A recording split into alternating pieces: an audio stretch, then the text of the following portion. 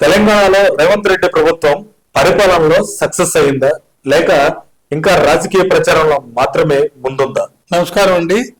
ఒక ప్రభుత్వం యొక్క పరిపాలనకి సంబంధించి కానీ లేకపోతే ప్రభుత్వం యొక్క సక్సెస్ కానీ మనకు తెలియాలంటే ప్రజలకు వాళ్ళు అందించేటువంటి సేవలలో మరి ఎంతవరకు న్యాయాన్ని వాళ్ళకి త్వరితగతిన అందించారనేది మనం చూడాలి. ఇప్పుడు సంక్షేమ పథకాలు అనేవి ఎవరు వచ్చినా ఏదో ఒక పథకాలను పెడుతూనే ఉన్నారు.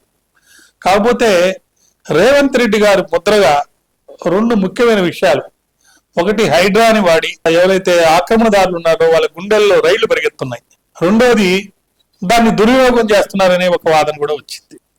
మరి మూడోది ఫ్యూచర్ సిటీ. ఒకటి ఫ్యూచర్ సిటీలో అనేక వేల ఎకరాలను తీసుకొని మా రాష్ట్రాన్ని, తెలంగాణ రాష్ట్రాన్ని చైనాతో పోటీగా, ప్రపంచంలో మరో దేశాలతో పోటీగా ఉండే విధంగా నేను ముందుకు తీసుకెళ్తున్నానని చెప్పడం జరిగింది.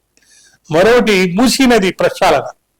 ఇటువంటి కొన్ని సమూలంగా చేసిన మార్పుల వల్ల రాష్ట్ర ప్రగతికి, ఆదాయానికి, అందరి ఆరోగ్యం కోసం దోహదపడే విధంగా మరి కార్యక్రమాలు నేను చేస్తున్నానని చెప్తున్నారు, జరుగుతున్నాయి. ప్రస్తుతానికైతే అంత విత్ ఇన్ పార్టీలో వ్యతిరేకత లేదు, అవుట్ సైడ్ పార్టీలో కూడా వ్యతిరేకత లేదు. నెంబర్ 2 పొజిషన్లో ప్రస్తుతం కేసీఆర్ గారి పార్టీ అంటే బీఆర్ఎస్ ఉన్నట్టుగా మనకు అనిపిస్తుంది. బీజేపీ ఎక్కడో వెనకుంది. మరి బీజేపీ ఇంతకు ముందు వచ్చిన 8 సీట్లు కూడా గెలుచుకునే అవకాశం ఉందో లేదో నేను చెప్పలేను. ఎందుకంటే ప్రస్తుతం బీజేపీ వెనకబడినట్టుగానే మనం అనుకోవచ్చు.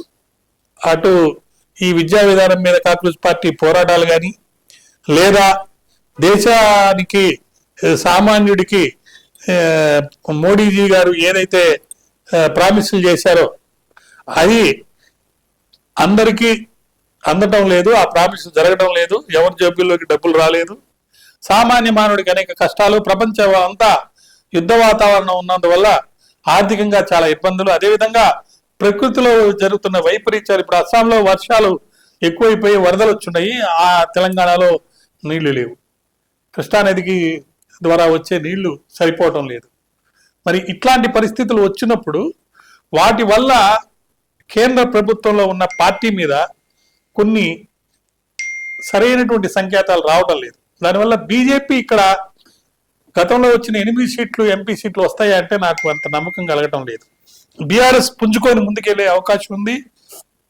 కానీ ప్రస్తుతానికి మటుకు వాళ్ళ అమ్మాయే బయటకు వచ్చి బీఆర్ఎస్ మీద వ్యతిరేకంగా మాట్లాడుతూ అనేక అలిగేషన్స్, ముఖ్యంగా కరప్షన్ అలిగేషన్స్ కొంతమంది నాయకుల మీద చెప్తున్నప్పుడు బీఆర్ఎస్ రోజు రోజుకి క్షీణిస్తుంది అని అనిపిస్తున్నా కూడా మరి బీజేపీ అందుకోవడం లేదు. కాబట్టి సెకండ్ పొజిషన్లోనే బీఆర్ఎస్ ఉండిపోయింది.